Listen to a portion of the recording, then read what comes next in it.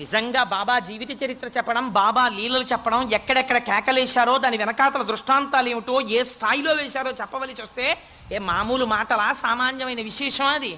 అంతటి మహాపురుషుడైన. అందుచేత మసీదులోనే ఉంటూ ఉండేవారు.